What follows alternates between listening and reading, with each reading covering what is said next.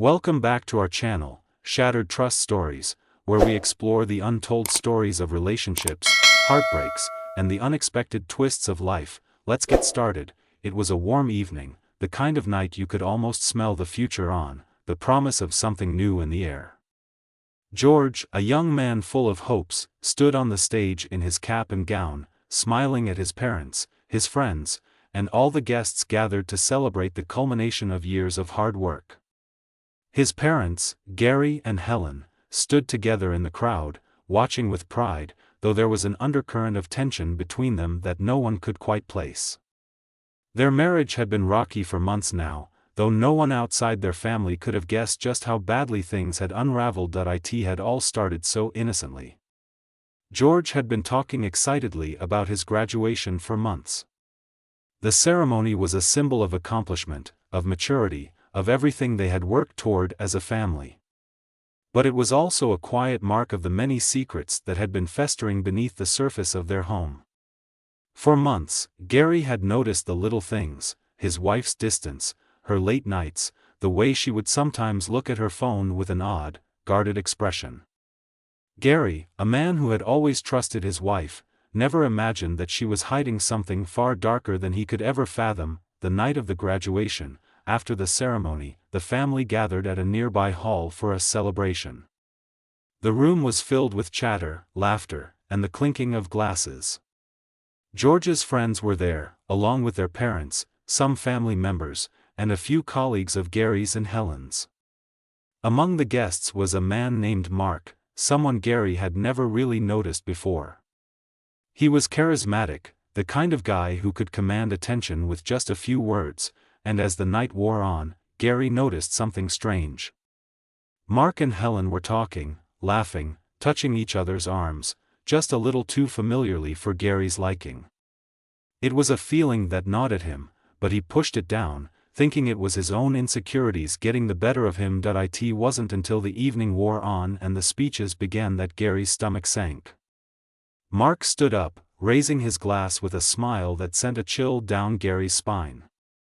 The room fell silent as he began his toast, and Gary, still standing beside Helen, watched in confusion, sensing something was off. To George, the proudest moment of your life, Mark said, his voice smooth and confident. You've accomplished so much. But you wouldn't have made it here without your amazing family. He looked directly at Helen, his smile widening. And I have to say, your mother has been an inspiration to me as well. Gary's eyes narrowed. There was something in Mark's tone, something almost too affectionate. He could see Helen's face flush, though she quickly masked it with a smile. But the unease inside him continued to grow, and to Gary, Mark continued, raising his glass higher. A man who doesn't know the real value of the people around him. There was a sharpness in Mark's voice now, something cutting, and the room seemed to hold its breath. Gary felt every muscle in his body tense up. Mark's words hung in the air like a cloud of acid, biting and heavy. He took a long sip of his drink, eyes locking with Gary's for a moment that felt like an eternity. I think we all know what I mean, Mark added, his voice now dripping with a mixture of sarcasm and truth. Sometimes, you don't see what's right in front of you until it's too late. Gary's heart raced. The realization hit him like a punch to the gut. He had suspected it for so long, but hearing the words out loud, coming from the man standing in front of him, made it unbearable. Helen's affair with Mark, it had been going on right under his nose for months, maybe even longer. And he had been too blinded by his own trust, his own love for his wife, to see it. The room felt suffocating. Gary's mind raced as he tried to process what was happening, but it was as if everything had come to a crashing halt. His son's proud moment, his wife's betrayal, everything collided in that one devastating toast. The silence that followed felt unnatural. People exchanged confused glances, unsure of what had just transpired. Gary's eyes never left Mark's. He could feel his blood boiling. He had always been the type of man to keep his emotions in check, to keep his dignity intact. But tonight, all of that felt like a distant memory. The years of loyalty, of raising a family together, none of it mattered in that moment. What mattered was the truth. The cold, ugly truth. Gary turned to Helen, his voice barely a whisper, but filled with an undeniable rage. "Is this true?" he asked, his words sharp and cutting. Helen's face drained of color. She opened her mouth to speak, but no words came. She turned away, unable to meet his gaze. Mark, sensing the tension, stepped in, his smile never faltering. "Helen's been an incredible woman, Gary. We've shared something special." His words were calculated, designed to provoke Gary further, to put him in his place, but Gary wasn't having it. He stood tall, his fists clenched at his sides. The humiliation, the anger, and the heartbreak that flooded him in that moment were overwhelming. The years of marriage, the shared memories of raising their son, it all felt like a lie. "I'll take care of this," Gary said, his voice low and steady. He turned to the guests, his eyes scanning the room as he tried to steady his breath. "This night was supposed to be about George," he said, his voice echoing through the room. "But now it's about the truth." And just like that, the walls came crashing down. Gary's world was shattered, and there was no going back. He left the hall that night, his mind reeling with everything that had just been revealed. His heart ached for George, who had no idea that the celebration of his graduation had turned into something much darker. Gary knew he would have to face his son soon, but for the moment, he needed to gather his thoughts. He needed time to process the betrayal, to understand how it had all come to this. It wasn't just about revenge. It wasn't about anger, though those emotions were definitely present. What Gary needed was clarity. He needed to figure out how to move forward in a world where the woman he had loved, the woman he had built his life with, had chosen someone else. The fallout from that night was swift and brutal. The weeks that followed were filled with arguments, tears, and regret. George, devastated by the truth, struggled to reconcile the love he had always had for his mother with the woman she had become. Gary and Helen's relationship, already strained, collapsed completely. The once thriving family was torn apart, and there was no easy way to mend the broken pieces, but amid the pain, there was a strange sense of liberation. Gary found solace in the idea that he no longer had to live a lie. He had confronted the truth, and in doing so, he had reclaimed his dignity. The road ahead was uncertain, but there was one thing that had become clear to Gary: sometimes, betrayal isn't about the person who leaves. It's about the person who stays behind and is forced to confront their own demons. And while the future of his family may never be the same, Gary was determined to rebuild his life, one step at a time. Gary's life, in the aftermath of that fateful night, felt like it had been thrust into a new, uncharted territory. The weeks that followed the confrontation were a blur of painful realizations and emotional turmoil. For the first time in years, he found himself questioning everything: the trust he had once held so dear, the love he thought would never fade, and his role in the family he had built. The home that once felt like a sanctuary now felt like a prison, haunted by the ghosts of broken promises. Helen, now fully exposed, had tried to justify her actions, to make excuses, but Gary was beyond the point of reconciliation. He wasn't interested in understanding why it had happened. It didn't matter to him that she had tried to explain her reasons, that she had insisted it wasn't a reflection of their marriage. He could no longer see her the same way. The woman he had loved, the mother of his child, had betrayed him in a way that cut deeper than any physical wound. George, too, was struggling to cope with the truth. His world had been flipped upside down in an instant. For years, he had believed in the unshakable foundation of his family. The graduation should have been a day of joy, a moment to celebrate the beginning of something new, but instead, it had become the catalyst for a family's destruction. He spent countless nights in his room, processing the revelation in his own way, asking questions he didn't have the answers to, trying to understand how the woman he had once admired as a mother could have done something so unforgivable. Gary's relationship with his son was strained, to say the least. George was angry, hurt, and confused. It wasn't just the affair itself that had rocked him, it was the betrayal of a family he thought he knew. He had never seen the cracks in their marriage, never suspected that anything was wrong.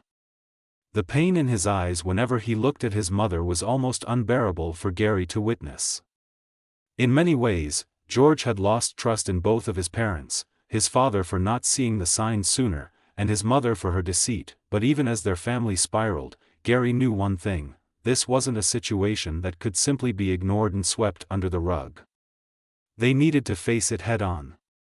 The emotional distance between him and George, between him and Helen, was palpable, but Gary didn't want to lose his son in all of this. He had to rebuild that connection, no matter how long it took. It started with the small gestures, the late-night talks where they'd sit in silence for a while, trying to find words that didn't seem hollow or forced.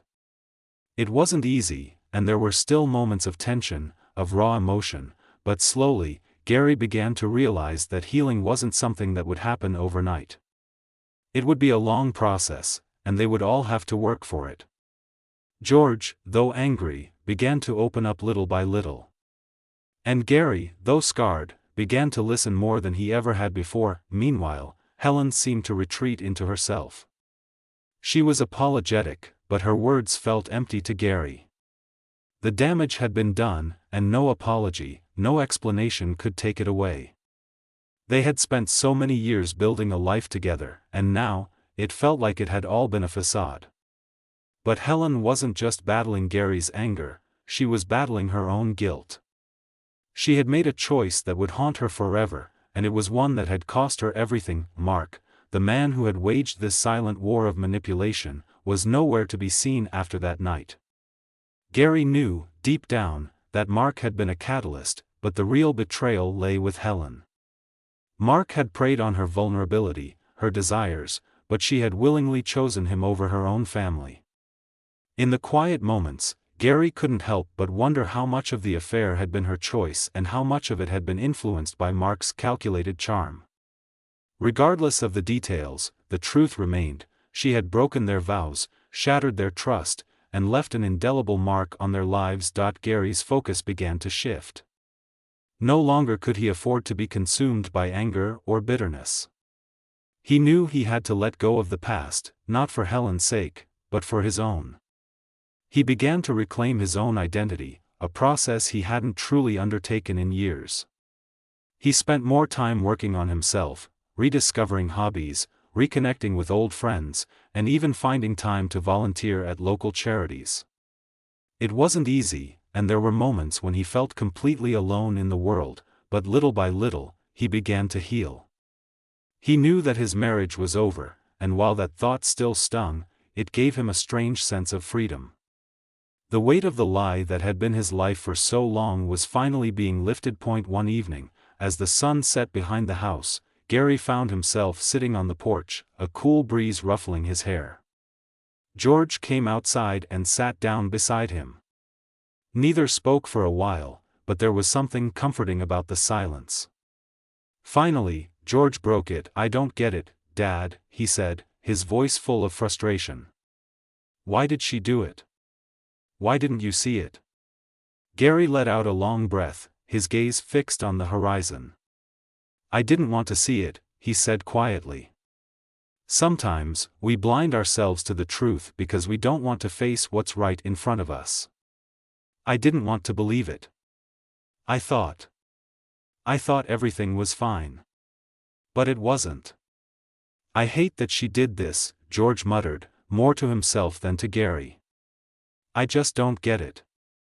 How could she do this to us? To me?" Gary's heart broke as he heard the pain in his son's voice. He placed a hand on George's shoulder, a gesture of comfort, though he knew it could never truly take away the hurt. "I wish I had better answers for you, son. I really do. But the one thing I can promise you is that no matter what happens, I'm here. I'll always be here for you." George nodded slowly, still looking distant, but there was a shift, a flicker of something like hope in his eyes. Gary could see it. Slowly, they were finding their way back to each other. In the days that followed, Gary continued to stand firm in his decision to walk away from Helen.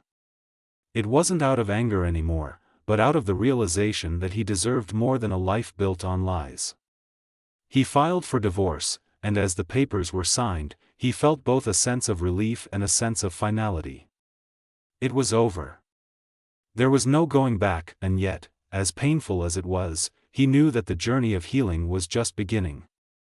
It would take time, years, perhaps, but Gary was determined to rebuild, to redefine who he was, and to give George the kind of support and love he deserved.